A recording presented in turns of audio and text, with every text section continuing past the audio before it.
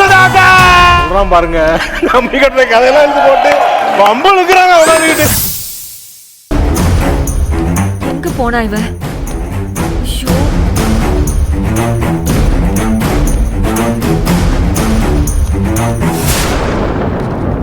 இந்தா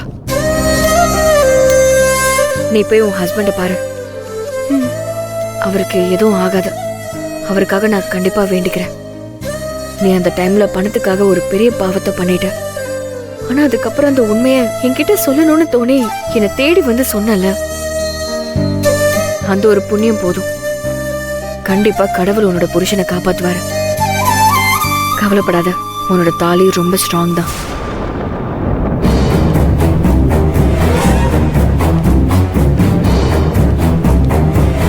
நிலாவோட அம்மா இந்த வார்டுல தான் இருப்பாங்க போல இருக்கு. நீ போய் கொஞ்சம் கதவை தட்டி பாரு. சரிக்கா. ஆனா ஒண்ணு மட்டும் உன்னை கடைசியா சொல்லிக்கிறேன்.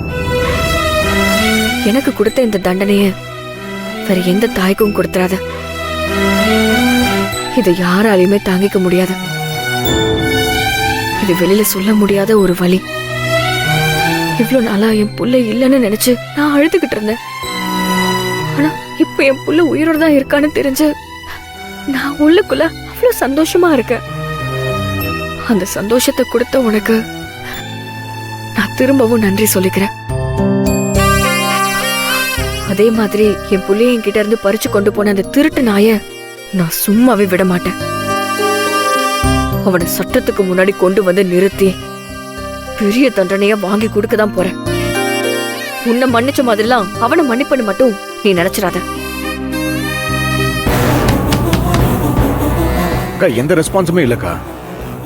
நான் எதுக்கும் உள்ள போய் பாக்குறேன்க்கா.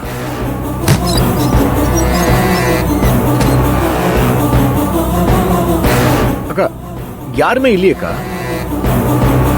அந்த ரிசப்ஷனிஸ்ட் சொன்ன பி பிளாக் இதுதானே? அக்கா பி பிளாக் தான்க்கா. நம்ம கரெக்டா தான் வந்திருக்கோம். ஆனா யாருமே இல்லையே. நாம கரெக்டா தான் வந்திருக்கோம். ஆனா ஆளுங்க யாரையுமே காணுமே. இந்த வார்ட் பாய் கிட்ட கேட்டு பாரு. பிரதர் ஒரு நிமிஷம். இந்த வார்டுல இருந்த பேஷண்ட்டை காணோம். அவங்கள ஏதாவது ஷிஃப்ட் பண்ணிட்டீங்களா? கொஞ்சம் கேட்டு சொல்ல முடியுமா? சார் நான் கொஞ்சம் எமர்ஜென்சியா போயிட்டு இருக்கேன். நீங்க வேற யார் கேட்டாலும் கேட்டு பாருங்க சார். பிரதர் என்னக்கா யாருமே தெரியலன்னு சொல்றாங்க. சரி நீ கிளம்பு. ஏன் நிக்கிற? போ. பண்ண தப்பு உணர்ந்து ஒரு தடவை மன்னிப்பு கேட்டதே போதும். திரும்ப திரும்ப கேட்கணும்லாம் அவசியம் இல்ல. நீ கிளம்பு.